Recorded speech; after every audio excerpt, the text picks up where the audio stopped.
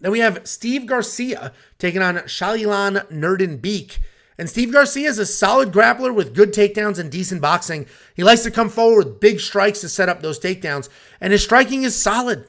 He's got nice movement, big power, decent speed. He's not afraid to mix it up, but he can overly expose himself with his aggression. He's very tough and always working forward. He's coming off that win over Chase Hooper where he hit him hard, he hit him often, and he got him out with a KO early.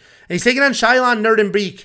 He's a powerful grappler who likes to come forward with heavy strikes. He's got a bully style where he plots forward, throws big, pushes you against the cage, works the takedowns from there. He will transition from one takedown to another pretty well. And when he's on top, he's got solid pressure and ground and pound. He also has a high per fight takedown average of almost 3, but a low takedown success rate at only 32%. He's coming off that win over Darrick Minner, which, if you remember, canceled bets on UFC in different countries and regions for a couple of weeks before that got settled. That had nothing to do with Shayilan and everything to do with his opponent, but that was his last fight.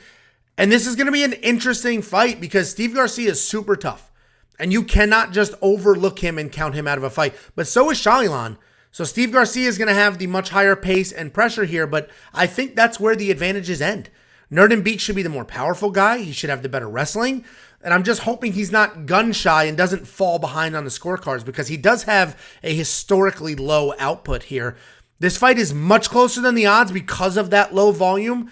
And this is a perfect live bet situation. If Shayilan struggles with Steve's 100% takedown defense, then I would live bet the hell out of Steve here because then Shayilan's going to lose a decision.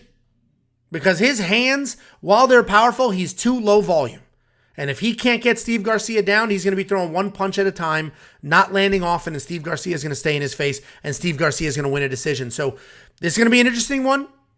This is definitely a live bet situation, and the other bets I'll be looking for are the Bet Online exclusive strike line bets. Because Bet Online, the Fridays before fights typically, sometimes for pay-per-views a little earlier, but the Fridays before fights, they will drop strike lines, significant strike lines. And you can bet over or unders, or you could bet just who is going to land more significant strikes in this fight.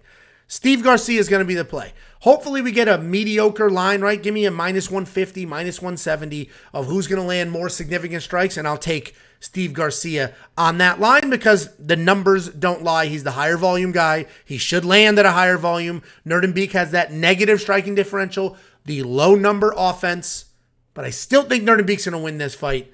That's going to be the bet. If you don't have Bet Online now, you don't use Bet Online, go to WeWantPicks.com/bets, use my link, hop in the Bet Online, sign up, get your free money over there, and then come back to me and I'll send you $50 as a thank you. They're our favorite sports book just because of the wild variety of prop bets that they offer.